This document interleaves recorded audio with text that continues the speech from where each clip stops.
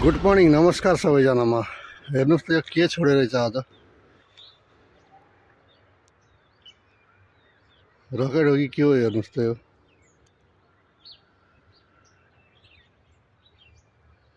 के रहेछ गाईज्यू भनिदिनु होला त।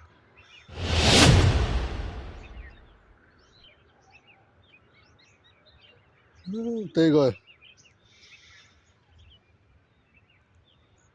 यहाँबाट छोडेछ। आज मौसम पनि खुलेको अवस्था छ,